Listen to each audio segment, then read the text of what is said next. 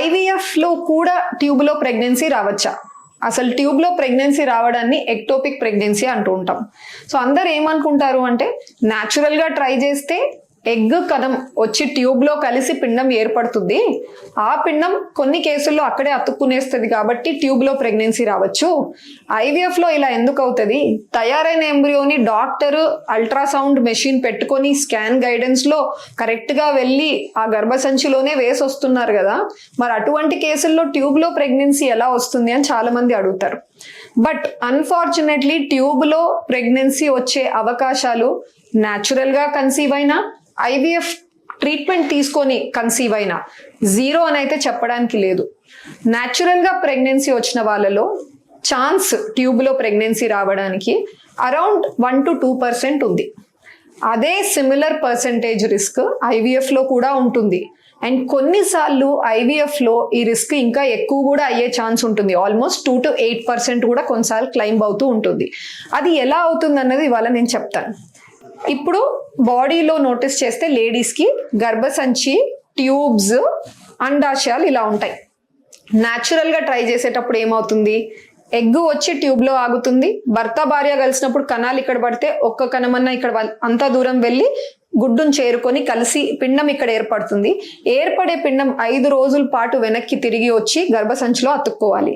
Some times ఇలా రాదు, ట్యూబ్లోనే అతుక్కునేస్తుంది. So natural ప్రెగ్నెన్సీలో ట్యూబ్లో ప్రెగ్నెన్సీ రావచ్చు.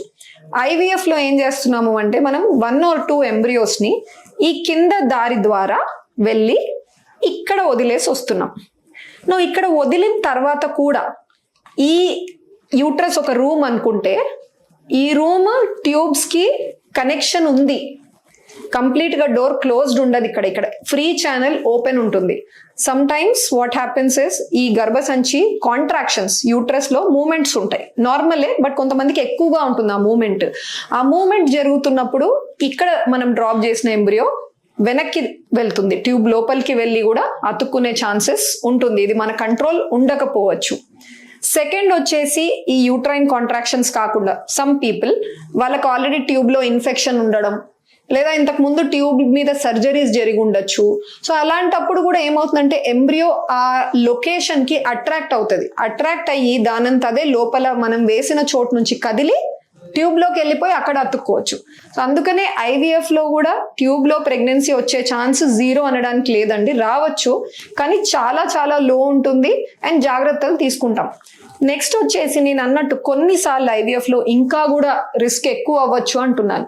అది ఎప్పుడు అంటే ఈవెన్ నౌ మెనీ సెంటర్స్ ఒకటేసారి 4 ఎంబ్రియోలు 5 ఎంబ్రియోలు అలా పెడుతూ ఉంటారు. సో అలా ఎక్కువ పెట్టినప్పుడు కూడా some times what happens is 1 or 2 వెళ్ళి ట్యూబ్లో కూర్చునే అవకాశాలు ఉంటాయి. అందుకనే గవర్నమెంట్ ఏం చేసిందంటే ఇప్పుడు స్ట్రిక్ట్గా మాక్సిమం మీరు 1 లేదా 2 ఎంబ్రియోస్ని మాత్రమే యూట్రస్లో పంపించండి సింగిల్ అటెంప్ట్లో.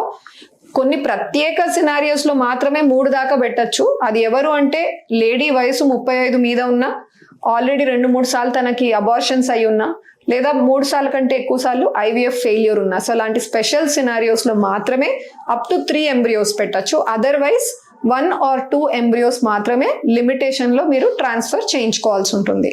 Thank you.